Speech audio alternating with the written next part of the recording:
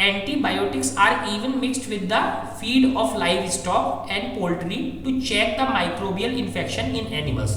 तो इस लाइन का मीनिंग क्या है? इस लाइन का मीनिंग ये है कि एंटीबायोटिक्स जो है वो लाइव स्टॉक के फीड, लाइव स्टॉक क्या होता है? जैसे आपके गाय भैंस होती है, फीड, उनका फीड क्या होता है? चारा, फॉडर चारा खिलाते हैं ना गाय भैंस को, तो उसके फीड में भी क्या मिक्स करते हैं? एंटीबायोटिक।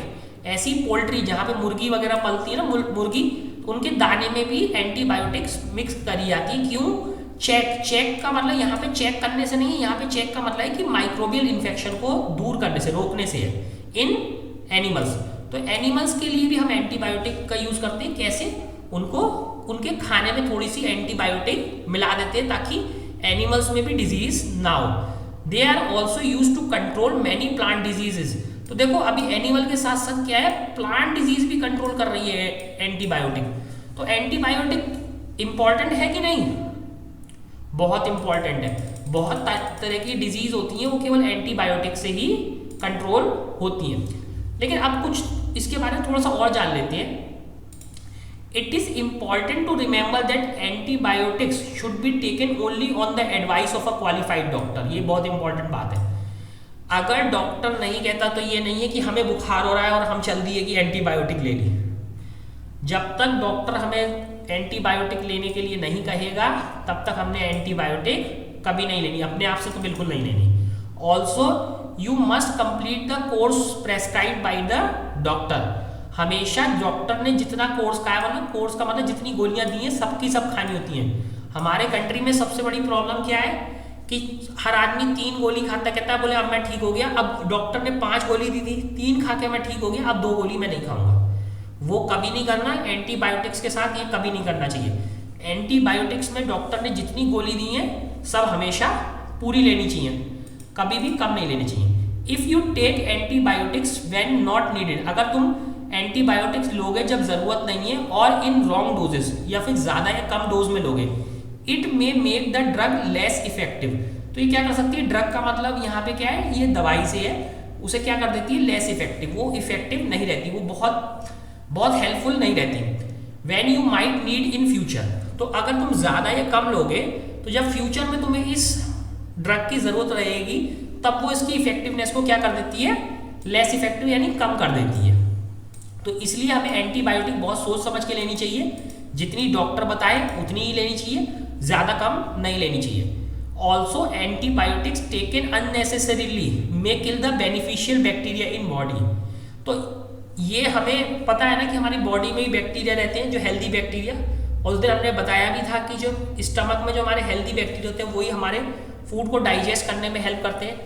तो अगर हम एक्स्ट्रा एंटीबायोटिक्स लेंगे तो अननेसेसरी किसे किल कर देगी? बेनिफिशियल बैक्टीरिया को, जो हमारे लिए बेनिफिशियल है। तो इसलिए एंटीबायोटिक्स बेकार में नहीं लेनी चाहिए, खाली नहीं लेनी चाहिए जब तक डॉक्टर नहीं बोले।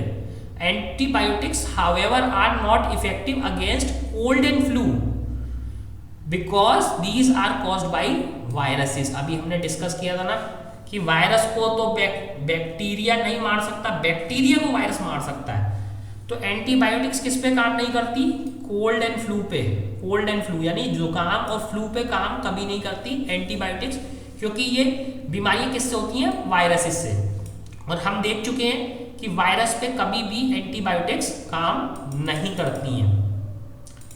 नेक्स्ट आता है वैक्सीन। तो आजकल आप लोग खूब सुन रहे हो कि कोरोना वायरस के लिए वैक्सीन ढूंढी जा रही है, कोरोना वायरस के लिए वैक्सीन ढूंढी जा रही है। तो कोरोना वायरस की वजह से इस चैप्टर का जो है आपके लिए मीनिंग ही चेंज हो चुका है। अब आप इस पर बहुत ज्यादा ध्यान दे रहे हो क्योंकि आजकल सब जगह कोरोना फैला हुआ है।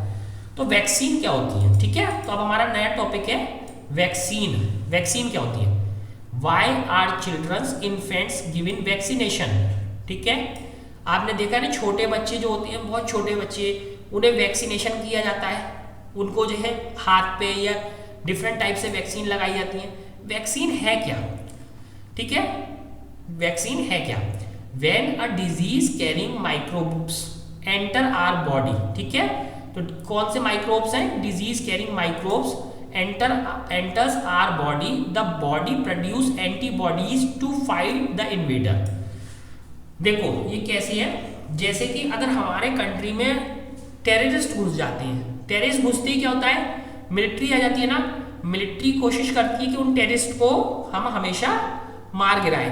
तो ऐसी हमारी बॉडी होती है। तो हमारी बॉडी में जैसे ही डिजीज कैरिंग माइक्रोब्स एंटर करते हैं, डिजीज कैरिंग माइक्रोब्स एंटर करते हैं, तो इमीडिएटली क्या होता है, हमारी बॉडी क्या प्रोड्यूस करती है, एंटीबॉडीज।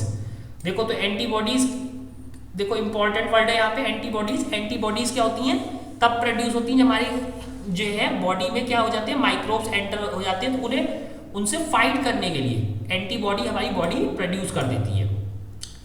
तो सिमिलरली जैसे कि हमारी मिलिट्री इमीडिएटली आ जाती है, हमारी जो फोर्सेज है, आर्म फोर्सेज वो इमीडिएटली आ जाती है ना, टेररिस्ट हमला करते हैं, तो ऐसे ही जब बाहर से माइक्रोब्स एंटर होते हैं तो हमारी बॉडी भी एंटीबॉडीज प्रोड्यूस कर देती है इनसे फाइट करने के लिए। The body also remembers how to fight the microbe if it enters again. देखो सेम वही बात है। तो एक बारी अगर कोई टेररिस्ट से हमला हो जाता है तो मिलिट्री भी जो है, आर्म फोर्सेस को भी ये याद रहता है कि इस तरीके से हमला करना है, तो नेक्स्ट टाइम से वो और ज़्यादा प्रिपेयर हो जाते हैं उनसे लड़ने के लिए। ठीक है, तो वो उनसे बहुत ज़्यादा प्रिपेयर हो जाते हैं लड़ने के लिए। तो सिमिलरली बॉडी जब एक बार एंटीबॉडीज बना लेती है किसी माइक्रोब से लड़ने के लिए, तो बॉडी ऑल्सो रिमेंबर्स, उसे भी याद हो जाता है how to fight the microbe if it enters again. तो इस जो माइक्रोब है, जो disease causing microbe, normal microbe नहीं है, डिजीज कॉजिंग है, तो इससे कैसे लड़ना है अगर ये दोबारा से आता है।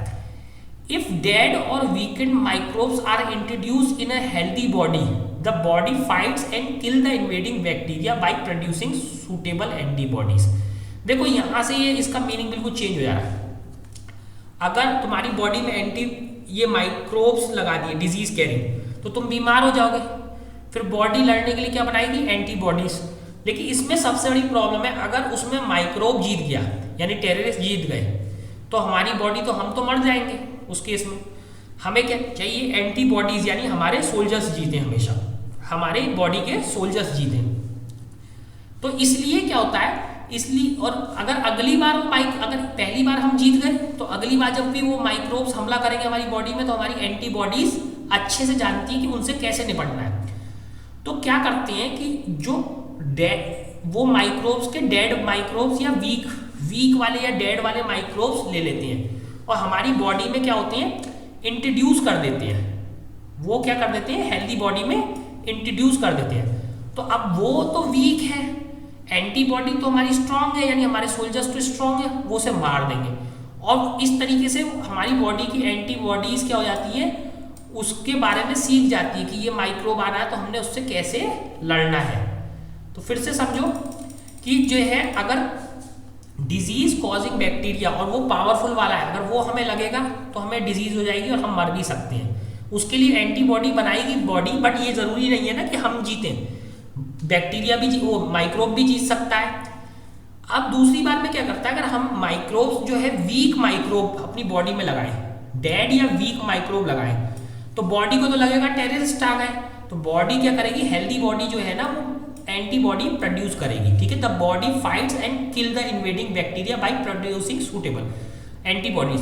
तो बॉडी एंटीबॉडीज तो प्रोड्यूस करेगी, और सिंस इस बार क्या है, ये वीक है, ये वीक है और डेड है, या तो वीक है या डेड है, तो इनको बॉडी क्या करेगी, मार देगी, इनको मार देगी। लेकिन इस मारने की प्रोसेस में उसने ये भी सीख लिया कि अगर ये वाले बैक्टीरिया फिर से आएंगे तो हमने इन्हें कैसे मारना है। इस प्रोसेस में उसने क्या सीख लिया, अगर यही वाले बैक्टीरिया फिर से आ जाए तो हमने इसे कैसे मारना है। तो ये बहुत इंपॉर्टेंट बात है। तो वैक्सीनेशन में क्या करते हैं, हमारी बॉडी में जो है किसी भी एक खास टाइप के माइक्रोब्स जो हमारी बॉडी में डिजीज कर सकते हैं, उसके डेड बैक्टीरिया या वीक बैक्टीरिया हमारी बॉडी में लगाए जाते हैं, जिससे हमारी बॉडी में सोल्जर्स जान जाएं कि उससे अगली बार अगर वही बैक्टीरिया आ जाएगा तो हमने उससे कैसे फाइट करनी है। तो इस तरीके से बॉडी को हम डिजीज कॉजिंग माइक्रोब से प्रोटेक्ट करते हैं by what, by vaccination. It is called vaccination, ये प्रोसेस ही वैक्सीनेशन कहलाता है। और इसमें क्या चीज प्रोड्यूस होती है, हमारी बॉडी क्या चीज प्रोड्यूस करती है, एंटीबॉडीज। एंटीबॉडीज क्या है, हमारी बॉडी के नेचुरली प्रोड्यूस्ड सोल्जर्स हैं। ठीक है,